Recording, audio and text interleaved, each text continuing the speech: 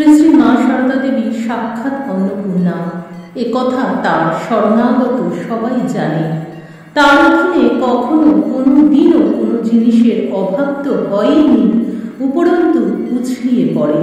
তার রাজত্বে কেউ কোনো দিনও অভুক্ত থাকে না, তা সে যেই হোক না কেন, মনুষ্য বা জীবজন্তু সবার প্রতি তার সজাগ দৃষ্টি। জয়রামবাটিতে মায়ের পরিচারিকা বাসনাবালা নন্দী বলেছেন, একবার শ্রী শ্রী মা খেতে বসেছেন, কিন্তু খাওয়া শুরু করেননি। আমারও ভাত বাড়া হয়েছে, বিড়ালকে তখনও ভাত দেওয়া হয়নি। একটা বিড়াল এসে আমার ভাত খেয়ে নিয়েছে। মা কিন্তু বিড়ালকে কিছু বললেন না, আমাকে বললেন, বাসনা তুই আমার ভাতটা খা। মায়ের ভাত আমি আর মা দুজনে খেলাম, তাই এখনো বিড়ালকে খাইয়ে তবে আমি খাই। তিনি নিজে অভুক্ত থেকেও সন্তানের ক্ষুধা নিবারণে সর্বদা সচেষ্ট। আর একবার কুসুম কুমারী দেবী বলেছেন, রান্নার জিনিস, তেল, ঘি, আটা ইত্যাদি হয়তো ভাড়ার নেই। সে কথা মাকে জানাতেই মা বললেন, ভালো করে দেখবে না, আছে। ফিরে গিয়ে ঠিক সেদিনকার উপযোগী জিনিস পেলাম।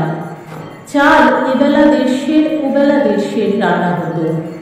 কোনোদিন মাপতে গিয়ে দেখলাম সেদিনকার পুরো চাল নেই। পরদিন চাল তৈরি হবে। মা বললেন, আর একবার মেপে দেখ দেখি। আবার মেপে দেখে দেখা গেল চাল পুরোই আছে।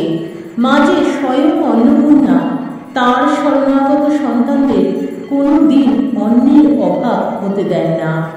আরেকবারের ঘটনা, হঠাৎ করে রাত্রে পূর্ববঙ্গ থেকে কিছু লোক চলে এসেছেন। তো মায়ের বাড়িতে তখন কিছুই খাওয়ার নেই। দেখা গেল কয়েকটা রুটি আছে পরদিন সকালের জন্য। তাতে যারা এসেছেন তাদের সকলের কুলাবে না। তো যিনি রাঁধুনি তিনি বললেন যে কিছুই খাওয়ার নেই, কি দেব? মা বললেন, দেখো দিয়ে যাও, পাবে, ঠিক পাবে।